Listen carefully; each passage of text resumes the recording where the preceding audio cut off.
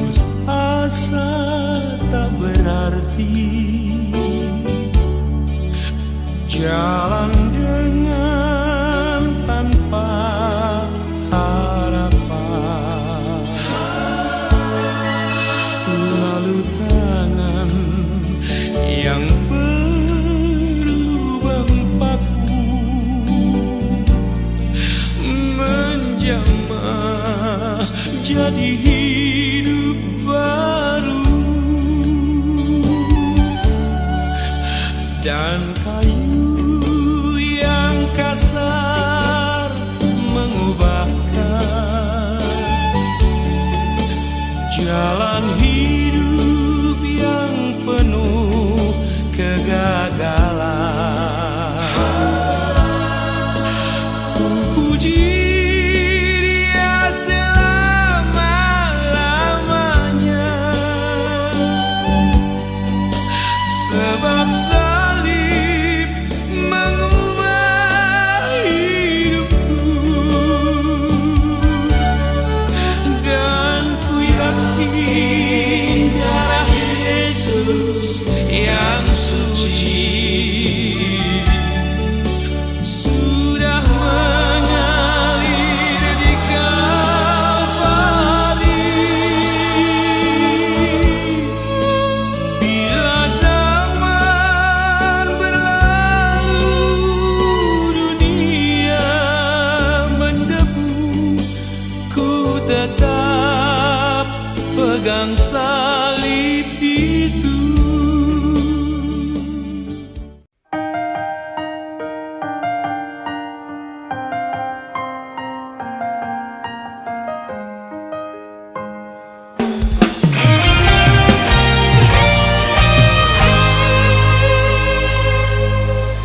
Tuhan, Kau sungguh besar,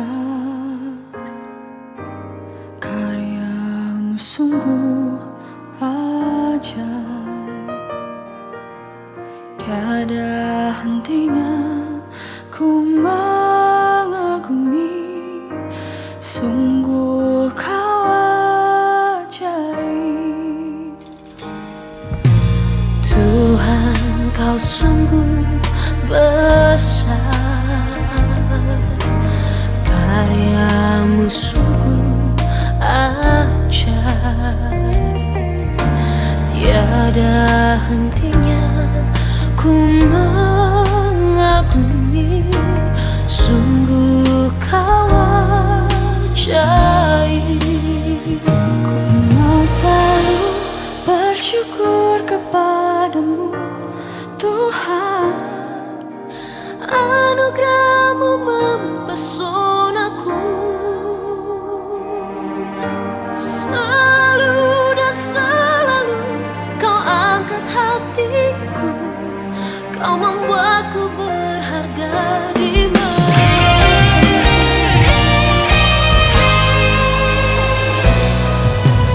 Tuhan, Kau sungguh besar, karya-Mu sungguh ajaib.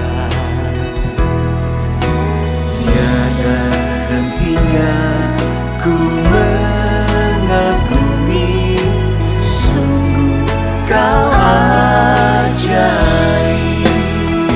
Ku mau selalu bersyukur kepadamu Tuhan, anugerah-Mu mempesonaku. Selalu dan selalu Kau angkat hatiku, Kau membuatku berharga di mata-Mu. Kau selalu bersyukur kepadamu Tuhan, anugerah-Mu mempesonaku. Selalu dan selalu Kau angkat hatiku, Kau membuatku berharga di mata-Mu. Terima kasih Tuhan untuk kasih-Mu yang besar. Kau membuat kami berharga, Engkau mengangkat kami. Mari jemaat Tuhan sama-sama katakan. Ku berharga di mata-Mu Tuhan, anugerah-Mu cukup bagiku. Ku berharga di mata-Mu Tuhan, anugerah-Mu cukup bagiku. Ku berharga di mata-Mu Tuhan, anugerah-Mu cukup bagiku. Ku berharga di mata-Mu Tuhan, anugerah-Mu cukup bagiku.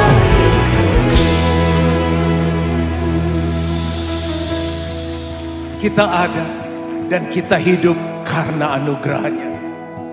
Anugerahnya melayakkan kita yang tidak layak. Anugerahnya menyanggupkan kita untuk hidup dalam kebenaran. Mari syukuri anugerahnya yang besar. Mari angkat kedua tangan kita dan sama-sama nyanyikan. Ku mau selalu bersyukur kepadamu Tuhan, anugerah-Mu mempesonaku. Selalu dan selalu Kau angkat hatiku, Kau membuatku berharga di mata-Mu.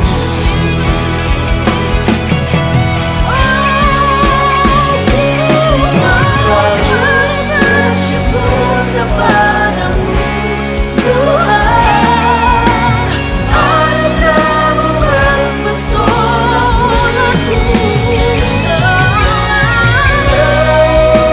Selalu Kau angkat hatiku, Kau membuatku berharga di mata-Mu.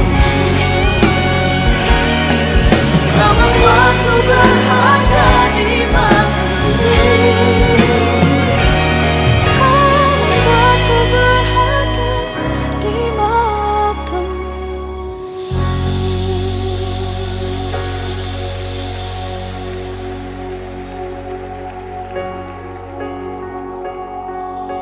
Selalu dan selalu Kau angkat hatiku, Kau membuatku berharga di mata-Mu.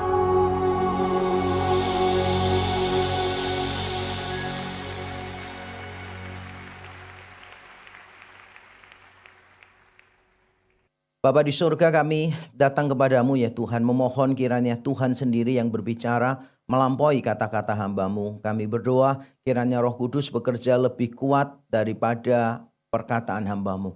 Kiranya Engkau bekerja melampaui dari apa yang mampu kami doakan atau kami pikirkan.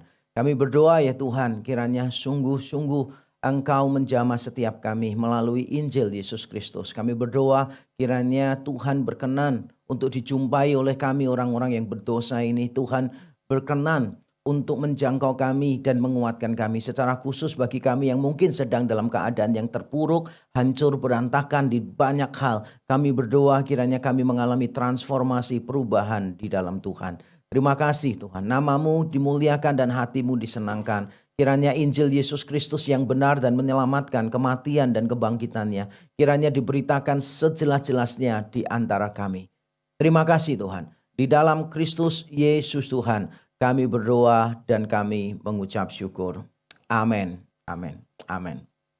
Nah Bapak Ibu Saudara sekalian, tema hari ini adalah Hope for the broken. Harapan bagi mereka yang hancur. Nah saya tidak tahu bagaimana keadaan kita semua yang sedang mendengarkan khotbah ini. Mungkin at some point in our life gitu, kita pernah berada pada momen brokenness. Saya pernah suatu ketika menganggap diri saya itu sudah hancur berantakan, sudah tidak ada lagi nama karena saya pernah berada dalam sebuah tempat pelayanan di mana saya difitnah untuk apa yang saya tidak pernah lakukan. Saya difitnah untuk sesuatu yang bukan Yakub banget begitu kan ya. Jadi saya merasa bahwa saya ini sudah tidak punya sesuatu yang untuk dipertahankan. Saya merasa hidup saya ini sudah hancur. Tapi suatu ketika Tuhan menunjukkan bahwa hidup saya sebetulnya belum terlalu hancur sih. Dan bagaimana Tuhan menunjukkan itu? Menunjukkannya dengan cara saya itu masih marah ketika mendengarkan fitnahan lain yang sedikit berbeda dengan fitnahan-fitnahan sebelumnya. Hati saya tidak bisa terima begitu. Lalu saya sharing kepada seorang teman saya dan saya berkata begini, saya kok sakit ya difitnah ya. Padahal saya itu sudah membiarkan diri saya diapa-apain orang, saya sudah mulai tidak peduli karena saya menganggap ya hidup saya kalau sudah dirusak, rusak ya sudah beres begitu. Lalu teman saya berkata begini, kalau kamu masih merasa sakit diinjak orang, berarti kamu belum hancur. Karena kalau kamu sudah benar-benar hancur, kamu disentuh, diraba, dipukul, diinjak, rasanya sama. Dan perkataan itu sampai sekarang masih saya ingat. Ternyata saya belum sampai kepada titik nol di dalam hidup saya. Tapi dengan anugerah Tuhan, akhirnya saya sampai juga. Ketika saya mengalami sampai di titik nol itu, saya benar-benar putus asa dengan hidup saya. Saya merasa bahwa saya nggak bisa melakukan apa-apa. Saat itulah saya mendapati bahwa kehidupan kekristenan itu seperti trampolin sebetulnya. Semakin Tuhan bawa kita ke bawah, semakin Tuhan menekan kita ke bawah, maka kita akan semakin melompat tinggi bersama dengan Tuhan.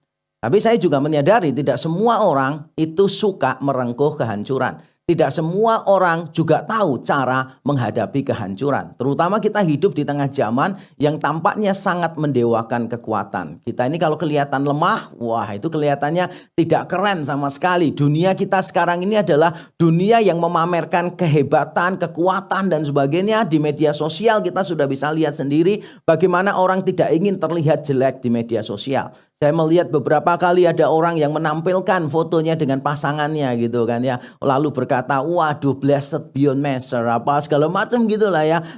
Thank God for him dan sebagainya. Padahal saya tahu di balik semuanya itu di dalam ruang konseling mereka hancur-hancuran sebetulnya. Tapi kelihatannya di media sosial mereka mencoba untuk tampil kelihatan baik, kelihatan sempurna dan sebagainya. Pencitraan itu terjadi di mana-mana sehingga kita yang mengalami kehancuran kita tidak tahu bagaimana cara embrace our brokenness. Kita tidak tahu bagaimana cara merespon kehancuran kita dengan cara yang benar. Banyak orang memilih untuk menyangkalinya. Banyak orang memilih untuk hancur bersama dengan kehancurannya. Karena saya yakin kehancuran kita seharusnya tidak membuat kita hancur. Dan hari ini kita akan belajar dari satu teks Alkitab yang cukup favorit juga untuk saya dan bagi saudara yang hidupnya penuh dengan masalah. Mungkin teks ini juga menjadi teks favorit kita. Mari kita membaca di dalam Ratapan.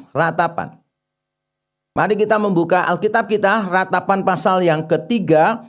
Kita akan membaca dari ayat yang ke-20, Ratapan pasal yang ketiga, ayat yang ke-20 sampai 27. Saya bacakan demikian untuk kita semua. Jiwaku selalu teringat akan hal itu dan tertekan dalam diriku. Tetapi hal-hal inilah yang kuperhatikan. Oleh sebab itu aku akan berharap. Tak berkesudahan kasih setia Tuhan, tak habis-habisnya rahmatnya. Selalu baru tiap pagi, besar kesetiaanmu. Tuhan adalah bagianku, kata jiwaku. Oleh sebab itu aku berharap kepadanya. Tuhan adalah baik bagi orang-orang yang berharap kepadanya. Bagi jiwa yang mencari Dia. Adalah baik menanti dengan diam pertolongan Tuhan. Adalah baik bagi seorang pria memikul kuk pada masa mudanya. Amin. Amin. Sedemikian jauh pembacaan Alkitab kita. Teks kita cukup panjang sehingga saya tidak akan membahasnya secara detail seperti yang biasanya saya lakukan. Tetapi saya ingin menjelaskan ini secara lebih umum supaya kita bisa mengetahui dengan lebih baik. Nah, kita perlu memulai dengan latar belakang dari kitab ini. Kitab Ratapan ditulis untuk mengingat apa yang terjadi pada Yerusalem, apa yang terjadi pada Bait Allah, dan apa yang terjadi pada bangsa Yehuda.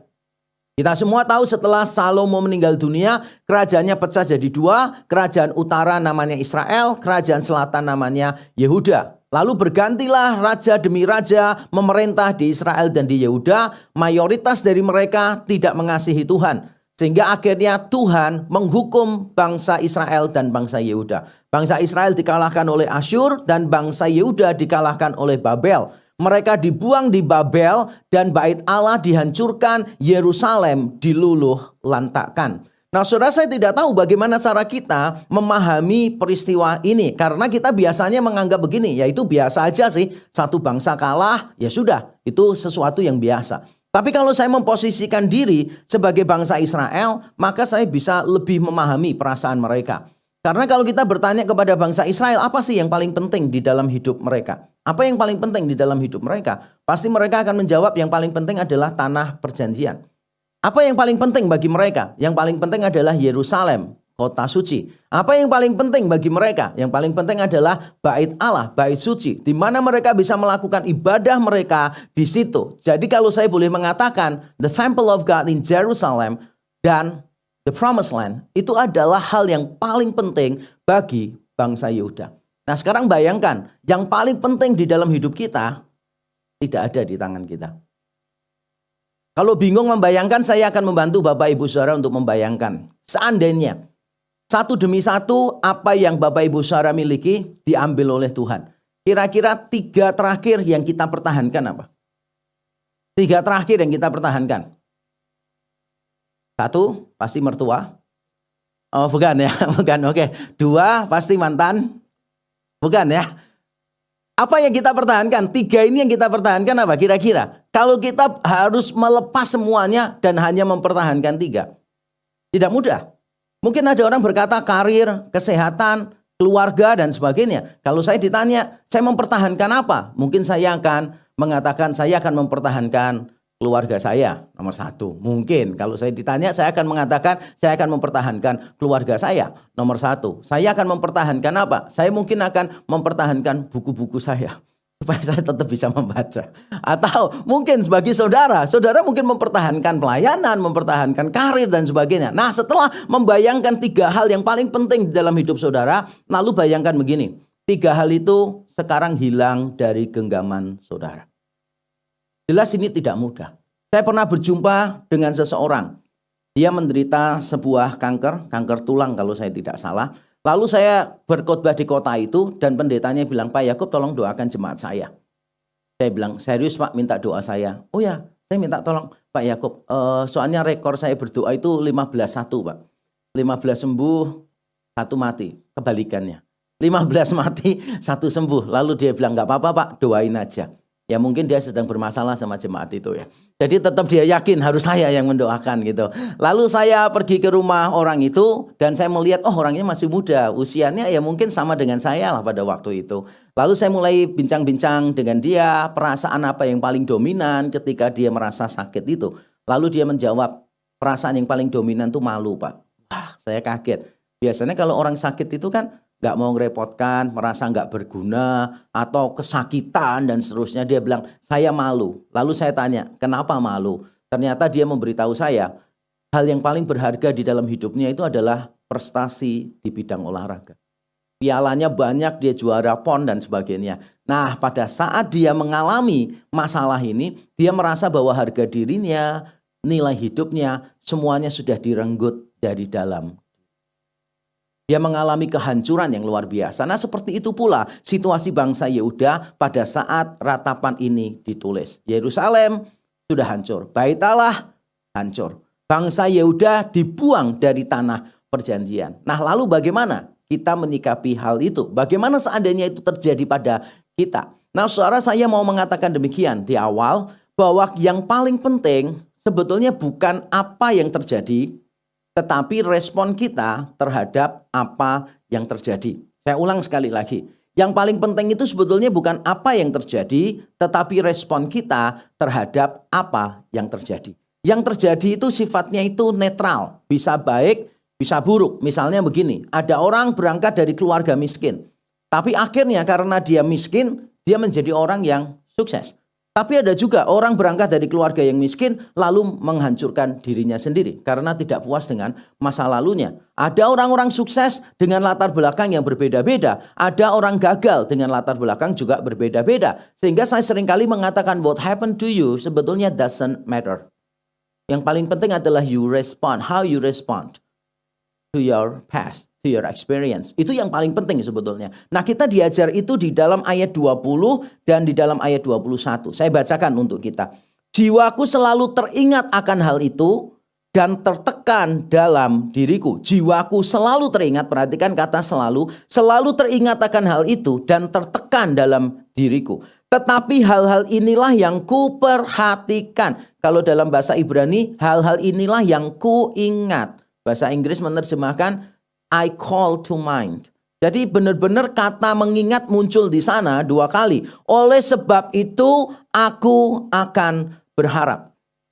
Saudara, apa yang terjadi pada diri kita ketika misalnya Yeremia melihat apa yang terjadi di Yerusalem, terjadi pada Bait Allah, dia melihat itu dan dia memberi respon yang berbeda, maka suasana hatinya berbeda. Dia mengatakan demikian, kalau aku mengingat hal-hal itu, hal-hal yang di atas, bagaimana Yerusalem hancur, tanah perjanjian hilang, maka dia mengatakan jiwaku tertekan. Tapi pada saat dia mengingat yang lain, yang nanti akan saya terangkan, maka dia mengalami perubahan di suasana hati. Apa yang terjadi pada kita sebetulnya netral. Sekali lagi, saya mau menekankan ini. Apa yang terjadi pada kita sebetulnya netral. Apa yang terjadi pada kita menuntut respons kita yang tepat. Dan biasanya orang melakukannya secara keliru. Misalnya apa? Misalnya, kalau ada orang menghadapi situasi yang rumit di dalam hidupnya, dia lebih memilih untuk melihat hal-hal yang negatif di dalam hidupnya.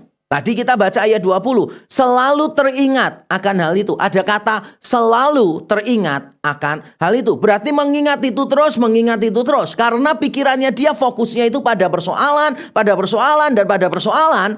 Maka dia akan merasa hidupnya benar-benar hancur. Dia akan merasa jiwanya tertekan dan tidak ada harapan. Dan itulah yang terjadi pada bangsa Yehuda di sini, yang diwakili oleh Yeremia di ayat yang ke-16 misalnya, di ayat yang ke-18 maafkan, dikatakan demikian, sangkaku hilang lenyaplah kemasyuranku. Kalau dalam bahasa Indonesia terjemahannya kemasyuran, dalam bahasa Ibrani sebetulnya ketahananku. Hilang lenyaplah ketahananku dan harapanku kepada Tuhan. Jadi Yeremia merasa bahwa ketahanannya dia menghadapi masalah hilang. Dia merasa bahwa harapannya kepada Tuhan itu juga hilang. Kenapa? Karena dia selalu mengingat persoalan. Apa yang mengisi pikiran kita, yang paling banyak mengisi ruang pikiran kita, itu akan menentukan suasana hati kita. Apa yang kita ingat dari sebuah peristiwa dalam hidup kita. Kita punya banyak peristiwa di dalam hidup kita. Tapi banyak orang lebih memilih hal-hal yang negatif untuk diingat, bukan hal-hal yang positif. Makanya Alkitab mengajarkan kepada kita untuk menghitung berkat Tuhan setiap hari. Untuk mensyukuri hal-hal yang indah di dalam hidup kita. Tapi saya yakin saudara, kalau kita cuma mengingat hal-hal yang positif, itu tidak cukup.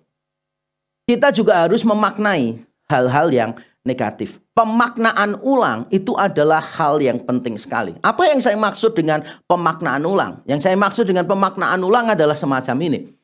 Apa yang terjadi netral? Sekali lagi ya. Apa yang terjadi itu netral. Apakah itu akan jadi positif atau negatif? Tergantung pada paradigma kita. Tergantung pada sudut pandang kita. Saya ambil contoh supaya kita bisa memahami dengan lebih baik.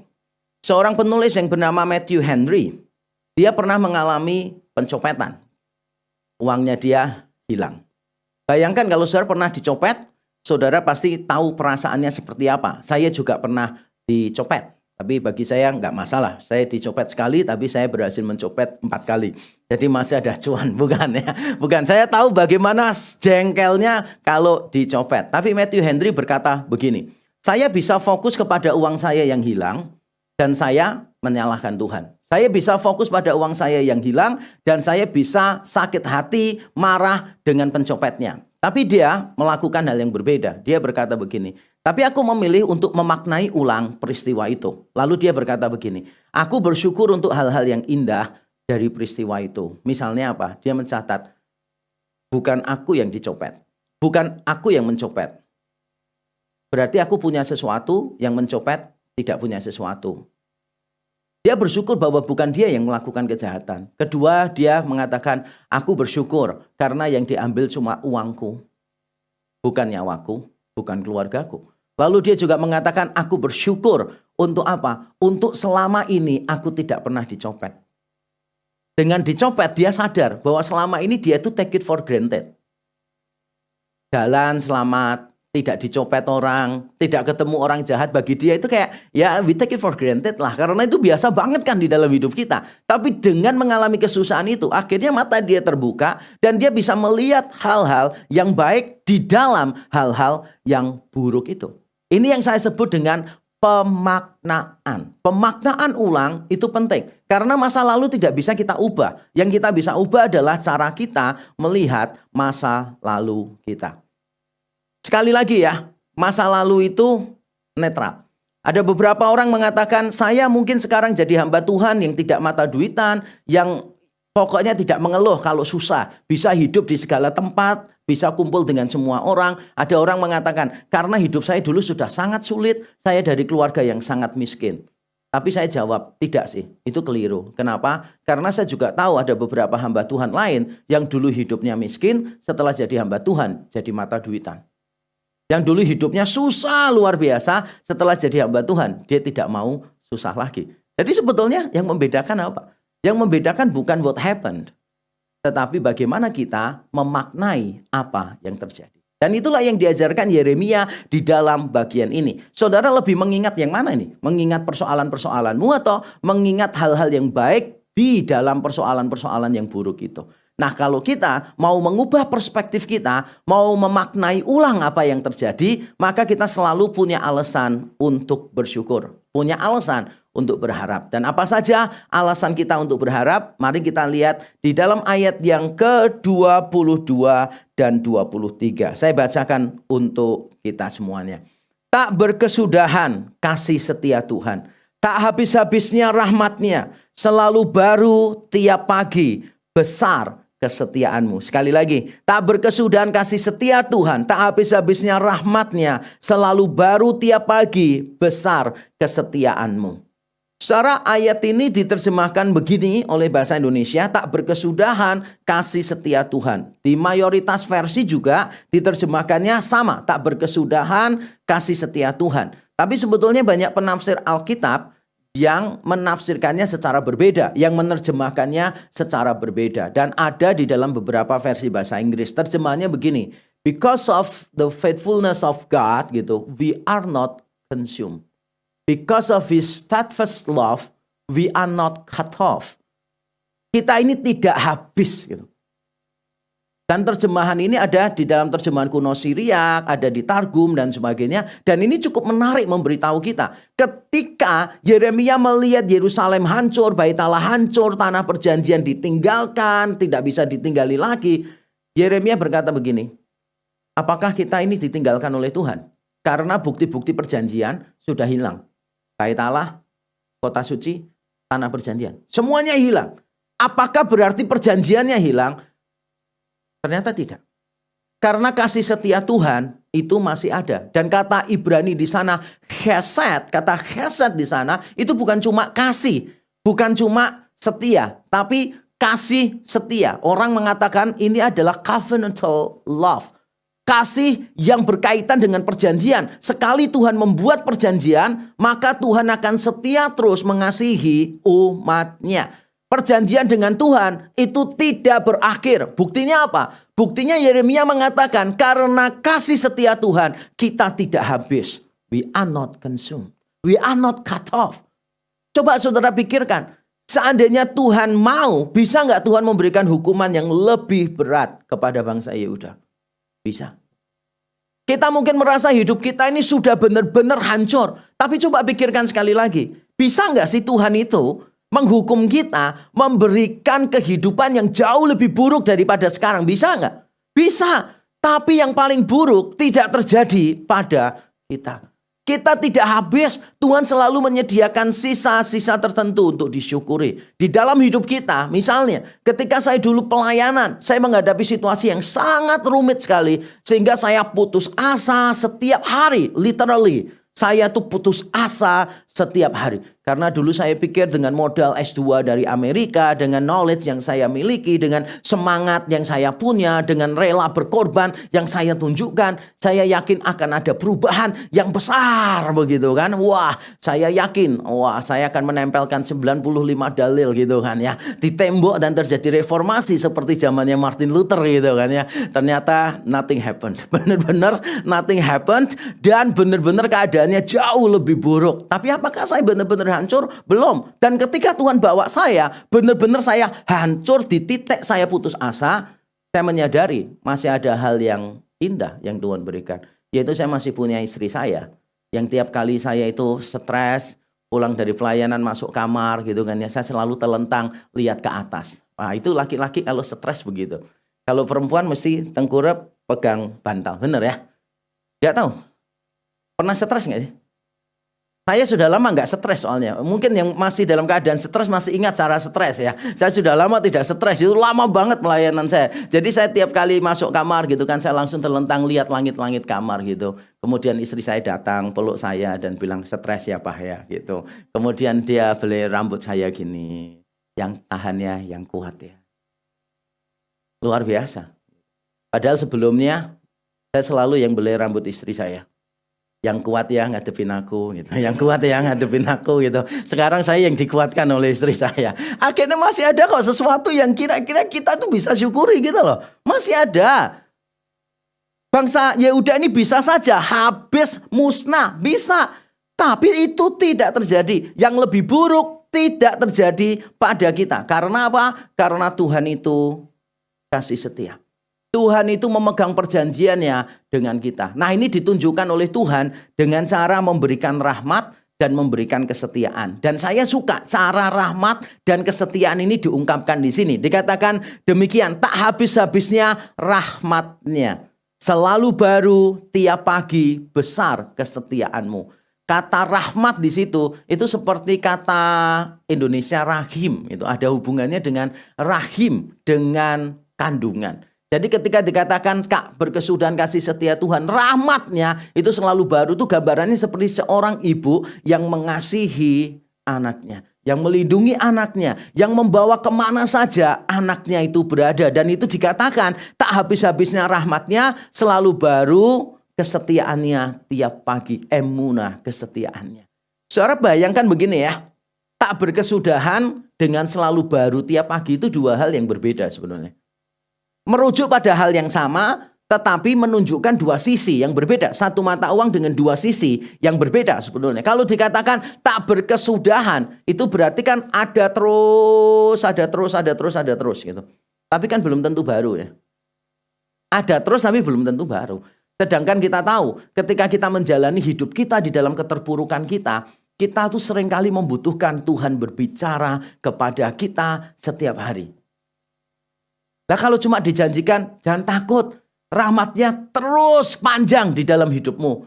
Rasanya bagi kita ya, itu belum membuat kita itu ada punya kesegaran, punya semangat. Makanya ditambah, selalu baru tiap pagi, besar kesetiaanmu. Selalu baru tiap pagi, besar kesetiaanmu. Kalau saya menerangkan ayat ini, biasanya saya menerangkan dengan pengalaman saya pelayanan, saudara. Saya dulu pernah pelayanan di satu tempat, gitu. Kekurangan.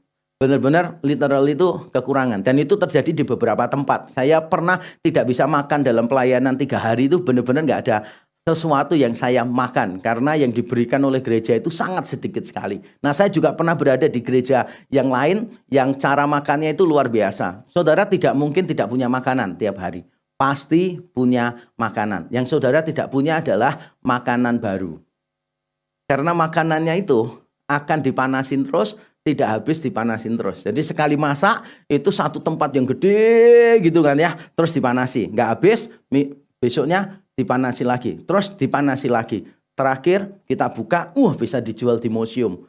Fosil, sudah jadi fosil. Nah biasanya itu dari yang berkuah gitu kan ya. Lama-lama itu jadi apa? Kuahnya kan sudah habis, terlalu banyak dipanasin begitu kan ya. Akhirnya sampai di atasnya ini muncul jamur yang putih-putihnya itu. Yang nggak pernah susah, nggak pernah ngerti itu masa-masa seperti ini. Jadi kami itu tiap pagi itu selalu ada makanan, tapi makanannya sama itu terus gitu. Yang saya lakukan bersama teman-teman gini, tiap kali makanan itu datang, Itu yang paling atas itu toppingnya jamur itu mushroom topping, bukan mushroom ya, jamur yang lain itu ya. Kemudian saya ambil begini gitu, yang bawahnya kita ambil gitu. Terus kita tutup lagi gini. Nah gitu. Minggu depannya jamurnya lebih tebal lagi. Gitu terus makan gitu. Jadi kalau sampai Tuhan berkata begini, tak habis-habisnya rahmatnya. Untuk saya dengan pengalaman seperti itu, rasanya tidak terlalu menggembirakan. Karena saya sudah sering melihat ya, sesuatu yang sama nggak hilang-hilang, tapi tidak menyenangkan juga gitu. Makanya saya bersyukur ada tambahannya, selalu baru tiap pagi. Kenapa Tuhan perlu memberi kesetiaannya selalu baru tiap pagi? Karena Tuhan tahu kita tiap malam menghabiskannya dengan air mata dan kekuatan kita juga habis setiap malam. Ada berapa banyak malam yang kita habiskan tanpa tidur? Ada berapa banyak malam yang kita habiskan dengan air mata, dengan ketakutan, dengan kecemasan. Saudara, masing-masing orang punya strugglesnya sendiri-sendiri, saudara. Saya berapa kali ditanya oleh orang, saudara, apakah saya ini pernah stres di dalam pelayanan? Karena mereka lihat saya selalu ceria di depan mereka gitu. Saya jawab, memang saya sangat jarang stres. Tetapi bukan berarti saya tidak pernah stres. Saya juga pernah melewati masa-masa tertentu. Malam-malam saya berdoa nggak bisa tidur gitu. Karena saya berdoa makanya nggak bisa tidur ya. Bukan saya tidak bisa tidur makanya berdoa. Tapi ada orang yang bisa tidur pada waktu berdoa. Itu yang saya sangat hargai ya. Orang-orang semacam itu luar biasa. Nah saudara, saya menghabiskan beberapa malam tidak bisa tidur. Saya menghabiskan malam dengan doa, dengan air mata dan sebagainya. Makanya saya tahu betapa pentingnya kesetiaan Tuhan yang baru setiap pagi. Nah saya tidak tahu keadaan Bapak Ibu Saudara bagaimana. Apakah sekarang di tengah your brokenness, saudara itu merasa nggak ada alasan lagi untuk berharap? Nah masih ada kok alasan untuk berharap. Bahwa kasih setia Tuhan itulah harapan kita. Kita tidak menjadi paling buruk karena Tuhan masih mengasihi kita. Yang kedua saudara, apa sih yang harus kita maknai? Selain kita memaknai bahwa oleh kasih karunia Tuhan, oleh kasih setianya kita tidak habis. Hal kedua yang harus kita maknai adalah begini. Kita masih memiliki Tuhan sebagai harta yang terbaik bagi kita. Kita masih memiliki Tuhan. Di ayat yang ke-24 dikatakan demikian saudara. Tuhan adalah bagianku, kata jiwaku. Oleh sebab itu aku berharap kepadanya. Tuhan adalah bagianku, kata jiwaku. Jiwa yang tadi tertunduk sekarang berkata, Tuhan adalah bagianku. Oleh sebab itu aku berharap kepadanya.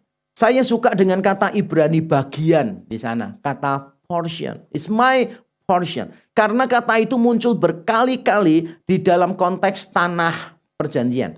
Jadi kalau kita ingat, pada waktu Tuhan mengatur nanti bangsa Israel akan menduduki tanah Kanaan, lalu masing-masing tempat akan diberikan menjadi bagian dari masing-masing suku. Setiap suku akan mendapatkan porsi atau harta pusaka. Dan ada satu suku yang tidak punya harta sama sekali, yaitu Lewi. Lewi tidak mendapatkan tanah dan Alkitab mengatakan Lewi tidak mendapatkan portion karena Tuhanlah yang menjadi portion bagi orang-orang Lewi itu. Dan sekarang kata Ibrani yang sama muncul di tempat ini. Yeremia seolah-olah mau mengatakan begini, oke, tanah perjanjian sudah habis, oke, Yerusalem, bait Allah yang megah itu sudah dihancurkan luluh lantak. Tapi apakah kita benar-benar tidak punya apa-apa? Yeremia mengatakan tidak, kita masih punya sesuatu. Justru yang paling berharga, yaitu kita masih punya Tuhan sebagai bagian kita.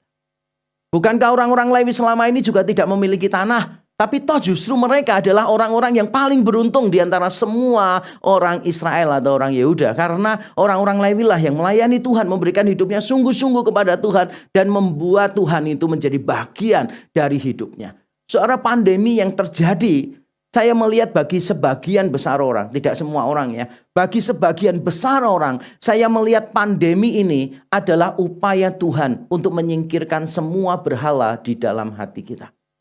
Tuhan menyingkirkan semua berhala yang kita anggap paling berharga di dalam hidup kita, yang mungkin selama ini kita tidak pernah menyadarinya. Makanya saya seringkali berkata begini saudara, kita itu tidak pernah menghargai sesuatu yang kita punya sampai sesuatu itu diambil dari hidup kita.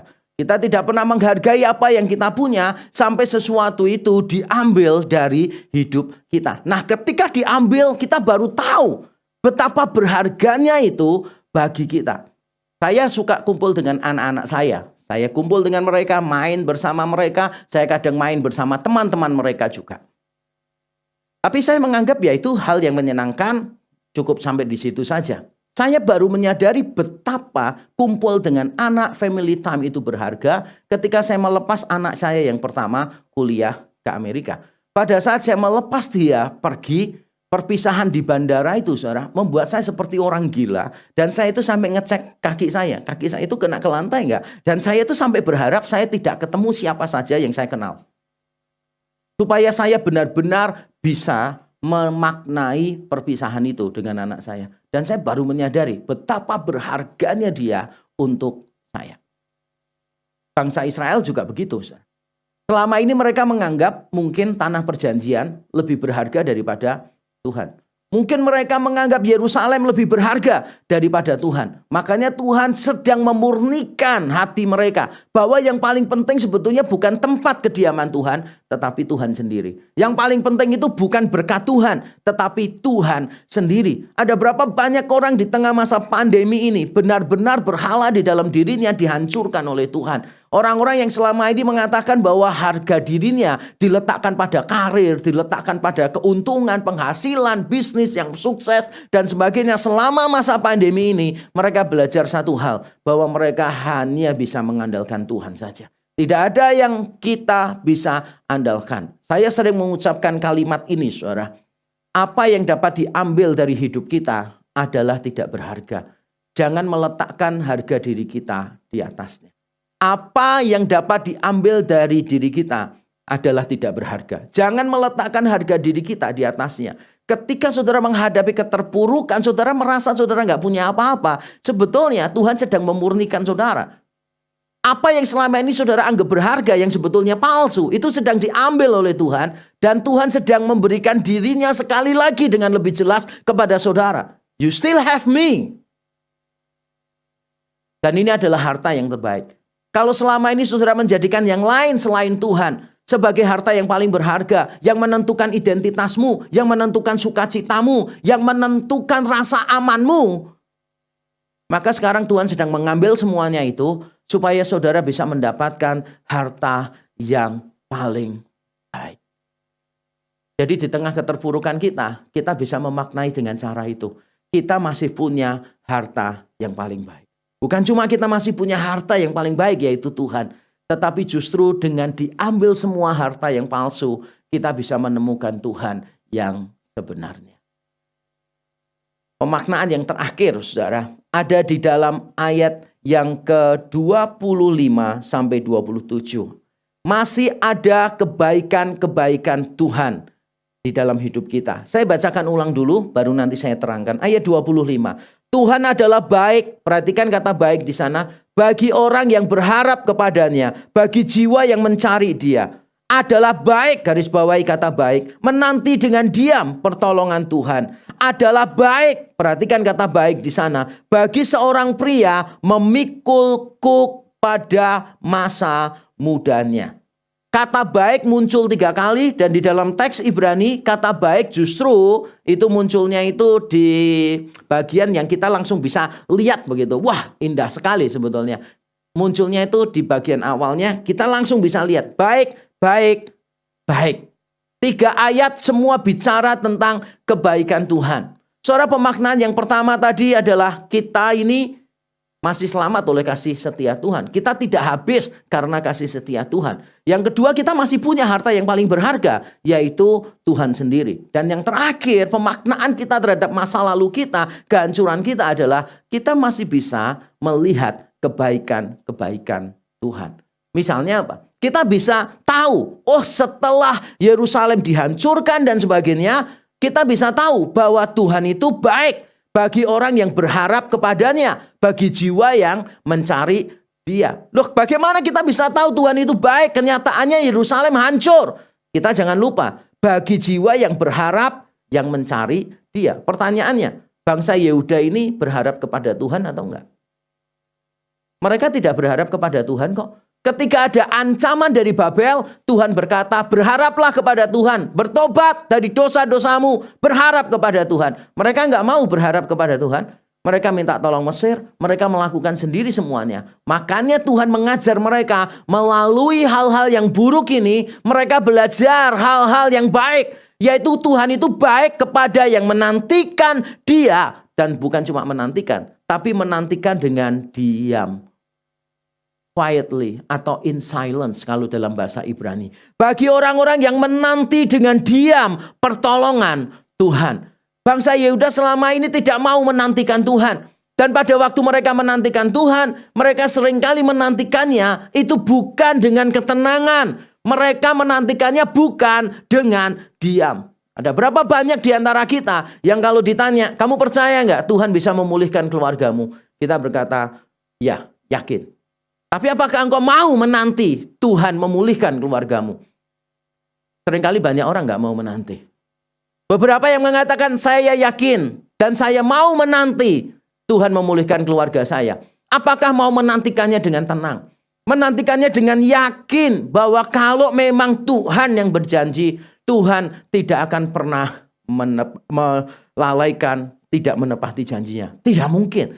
Kita ini bisa nggak sih percaya bahwa Tuhan itu baik bagi yang mencari Dia. Nggak pernah meragukan kesetiaan Tuhan, kebaikan Tuhan di dalam hidup kita. Bangsa Yehuda gagal. Bangsa Yehuda gagal. Kalau saudara dulu tanya bangsa Yehuda, kamu percaya nggak Tuhan baik? Mereka akan jawab Tuhan baik. Percaya. Kamu mau menantikan Tuhan nggak? Sebagian nggak mau. Sebagian yang mau ditanya, kamu mau menantikan dengan diam nggak? Mereka nggak bisa.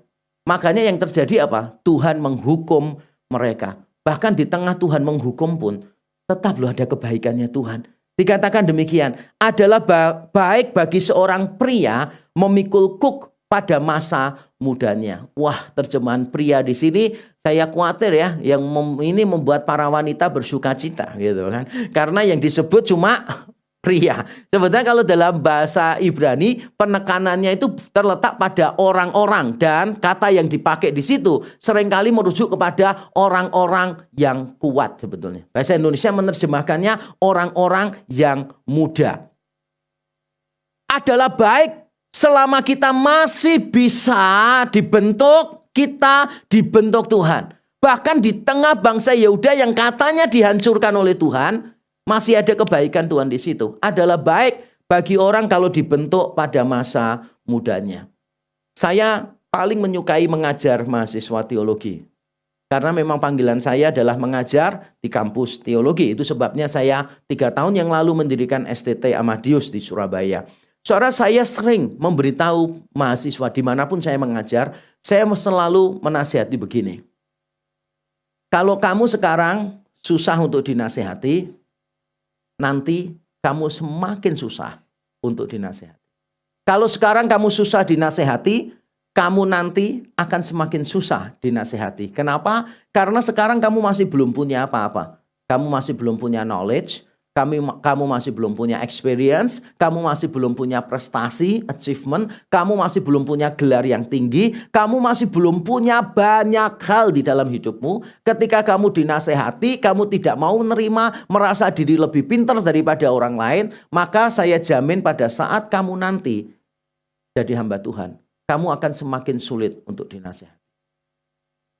Semakin sulit. Karena engkau merasa punya gelar, punya pengetahuan, punya pengalaman, punya segalanya. Tidak bisa mendengarkan orang lain. Makanya bagus bagi kita kalau kita itu menyadari keterbatasan kita, didisiplin oleh Tuhan sedini mungkin di dalam hidup kita. Itu semakin baik bagi kita.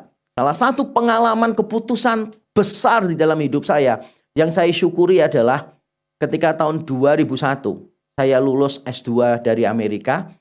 Lalu saya dibiayai PhD di salah satu sekolah di Amerika. Dan ternyata sekolah yang mengutus saya untuk S2 mendukung juga. Jadi tidak masalah kalau saya mau mengambil PhD langsung di sana.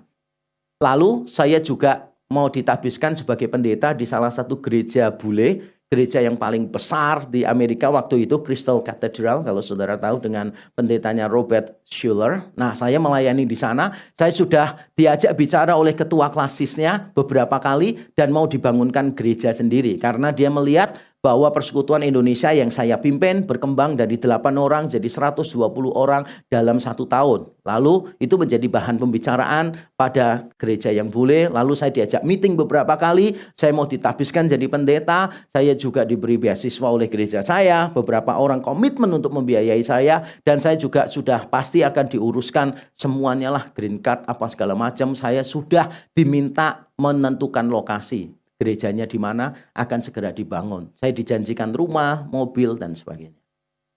Saya tanya kepada hamba-hamba Tuhan senior, bagaimana nih kesempatan untuk S3? Semua berkata, ambil saja, ambil saja. Itu kesempatan emas. Lalu saya tanya terakhir kepada Pak Joseph Tong. Saya tanya, Pak Tong, bagaimana menurut Pak Tong?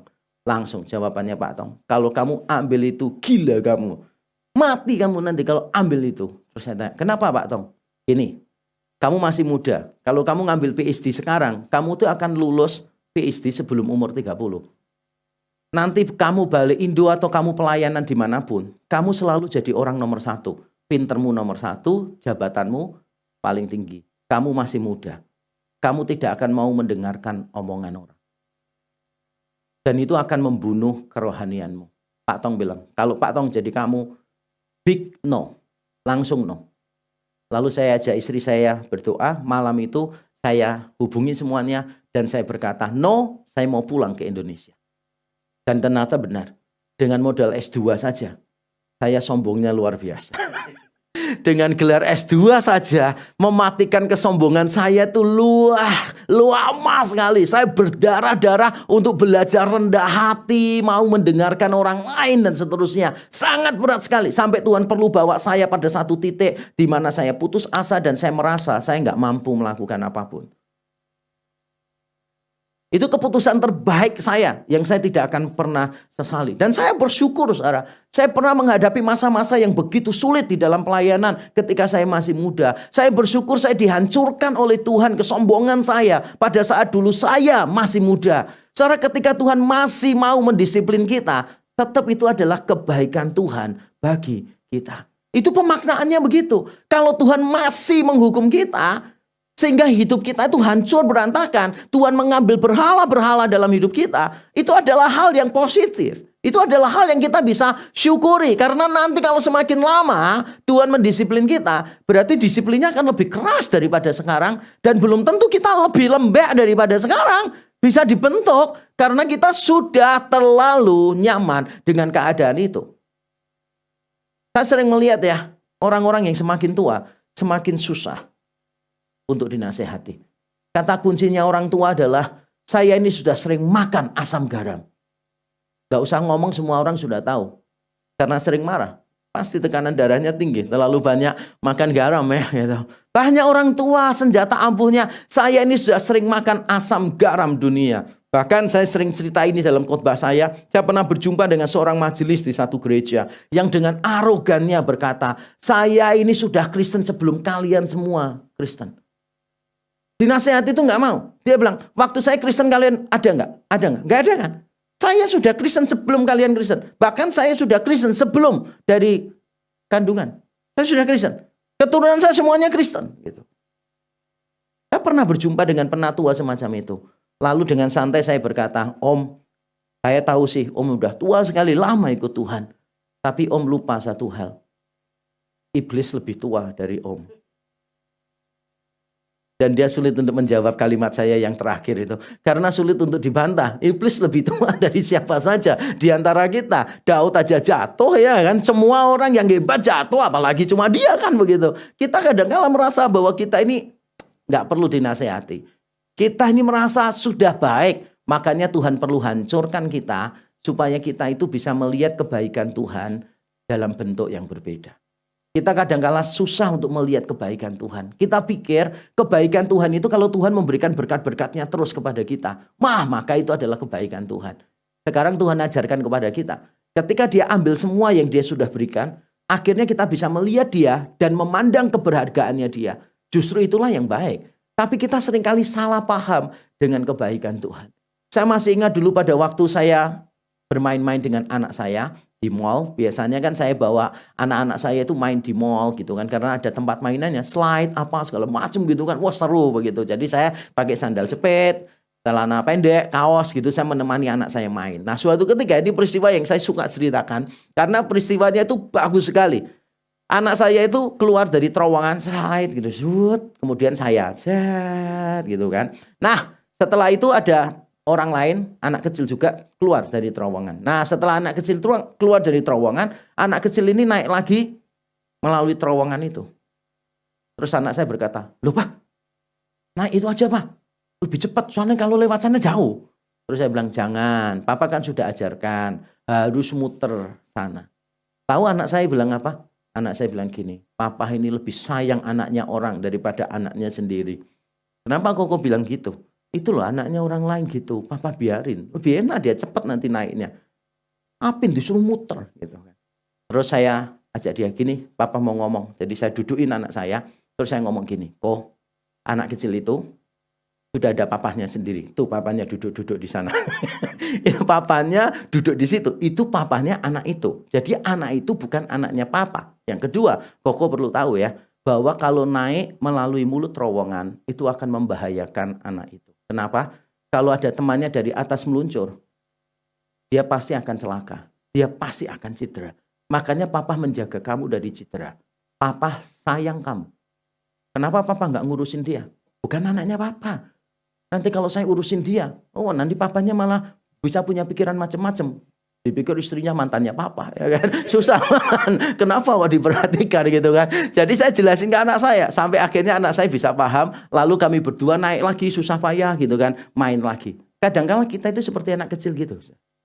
Kita merasa kayak, kenapa Tuhan gak baik ya di dalam hidupku? Kalau Tuhan baik, kenapa Tuhan ambil ini dari hidupku? Kenapa Tuhan kalau baik, Tuhan ambil ini dari hidupku? Loh, Tuhan itu ambil semuanya itu supaya kita bisa melihat kebaikan Tuhan yang benar-benar baik itu apa? Yaitu ketika kita didisiplin oleh Tuhan, kita tetap melihat kebaikan Tuhan. Beberapa kali orang Kristen konsepnya tentang kebaikan keliru, saudara. Ada orang Kristen yang seringkali berdoa begini, "Tuhan, kalau Engkau benar-benar baik kepadaku, kalau Tuhan Engkau benar-benar ada," katanya dia, "tahun depan aku harus punya jodoh." Ini permintaan yang luar biasa ya. Jadi Tuhan ada atau tidak ditentukan oleh orang ini tahun depan punya jodoh atau enggak. Karena orang ini sudah lama enggak punya jodoh. Dia tiap kali foto Natal itu selalu protes sama Tuhan. Tuhan, tiap kali foto Natal kok sama pohon Natal terus gitu kan ya. Kapan saya ini foto Natal tuh bareng orang gitu. Ternyata Tuhan baik ya. Tahun depan dijawab oleh Tuhan. Dia waktu Natal foto sama orang di sebelah laki-laki yang jadi sinterklas. Kadang-kadang kita mengukur kebaikan Tuhan dengan cara yang salah, benar ya?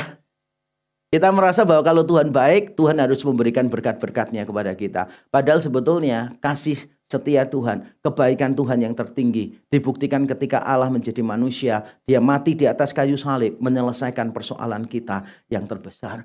Saya kadang-kadang gemes dengan orang Kristen yang cerita kepada saya dengan santainya berkata, "Pak, saya ini udah lama melayani, sakit gak disembuhkan. Makanya saya doa sama Tuhan. Tuhan, pokoknya kalau gak sembuh, Tuhan gak tunjukkan kebaikanmu, wes gak Tuhan-Tuhanan, gak pelayanan-pelayanan, gak apa-apa.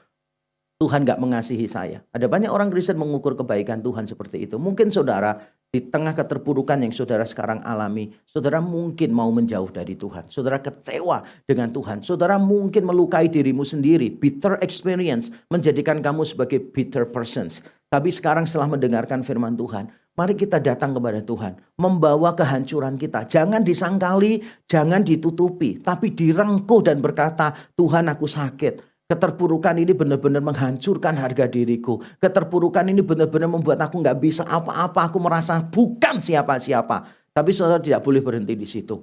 Karena ada Tuhan yang siap untuk mengulurkan tangannya. Yang luka dengan darah itu, luka dengan paku itu. Untuk menyambut saudara. Dan Tuhan akan memulihkan hidup saudara. Saudara, apapun keadaanmu sekarang ini, mari kita tunduk kepala. Kita membawa semua keterpurukan kita di hadapan Tuhan. Mari kita menenangkan diri di hadapan Tuhan. Mari masing-masing kita dimanapun kita berada, kita datang kepada Tuhan. Mungkin pandemi ini telah menghancurkan banyak hal di dalam hidupmu. Mungkin pandemi ini telah menghancurkan begitu banyak hal di dalam hidupmu. Mari datang kepada Tuhan. Akui semuanya. Akui semuanya. Mungkin ada berhala-berhala tertentu yang selama ini kita anggap sebagai sumber sukacita kita, penghiburan kita. Mari kita datang kepada Tuhan bersyukur ketika Tuhan membereskan semua berhala di dalam hidup kita. Mari kita datang kepada Tuhan, meletakkan semua keterpurukan kita. Dan bagi Bapak Ibu Saudara dimanapun Bapak Ibu Saudara berada, yang sekarang sedang dalam keadaan terpuruk, hancur luar biasa, dan merasa tidak punya harapan. Tapi Bapak Ibu Saudara mau didoakan, meyakini bahwa Tuhan sedang bekerja. Dan Tuhan akan terus bekerja. Engkau akan melihat pemulihan yang luar biasa dari Tuhan. Saya ingin mendoakan Bapak Ibu Saudara. Taruh tangan kanan di dada Bapak Ibu Saudara. Saya akan berdoa. Terima kasih. Siapa lagi yang mau didoakan?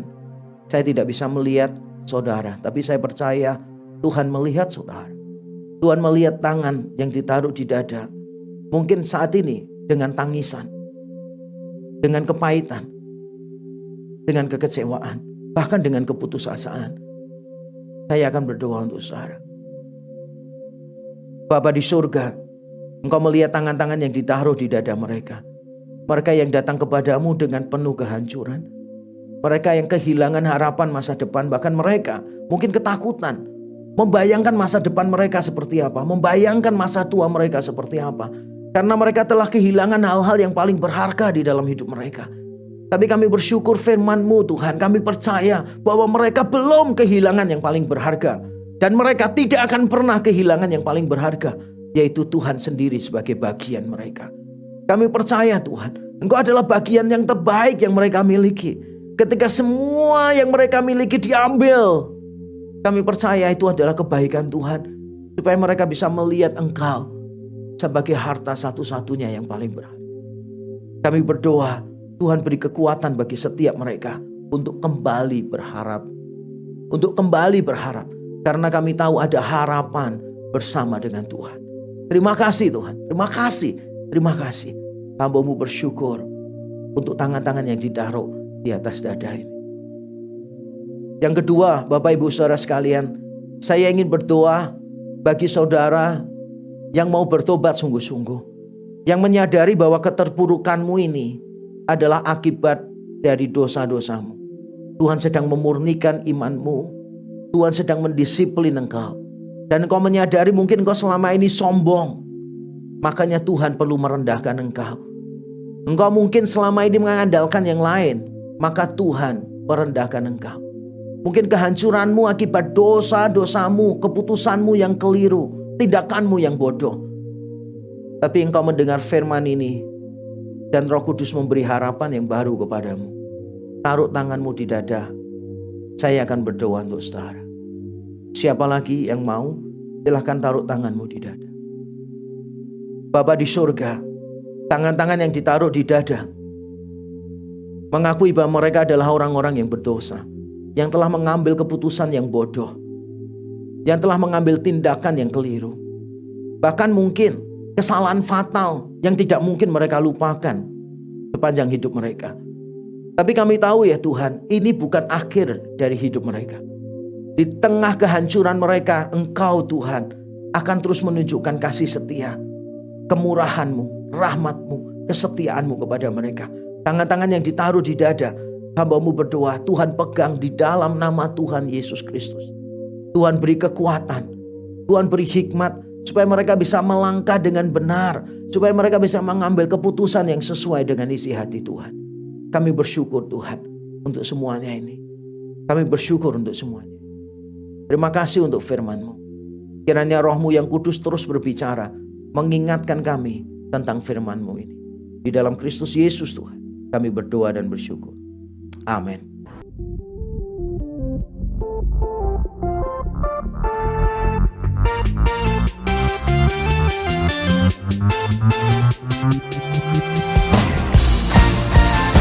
Ada kuasa dalam nama Yesus, kuasa yang membebaskan, kuasa yang menyelamatkan. Nama Yesus,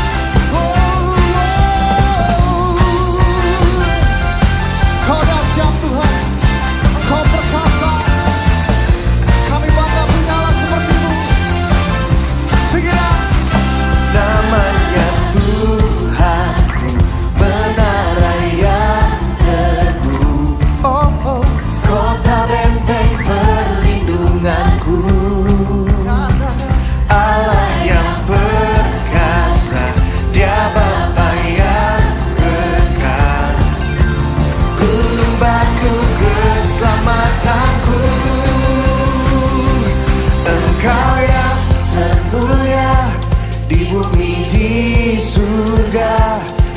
termasyur, perkasa selamanya. Engkau yang berkuasa di dalam segala hal. Ada kuasa dalam nama Yesusku. Yang percaya nama Yesus dahsyat, silakan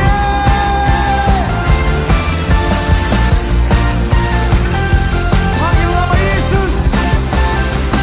Namanya Tuhanku, menara yang teguh, kota benteng perlindunganku. Oh, Allah yang perkasa, Dia Bapa yang kekal, gunung batu keselamatanku. Engkau yang termulia di bumi di surga, termasyur, perkasa selamanya. Engkau yang berkuasa di dalam segala hal. Ada kuasa dalam nama Yesus. Oh, Engkau yang termulia di bumi di surga, termasyur, perkasa selamanya. Engkau yang berkuasa di dalam segala hal. Ada kuasa dalam nama Yesusku. Ada satu nama yang berkuasa, nama yang memberikan kebebasan, nama yang memberikan kesembuhan, nama yang memberikan kemenangan. Nama siapa? Nama di atas segala nama. Oh, oh. Nama yang telah membebaskanku. Segala kuasa tunduk pada nama Yesus.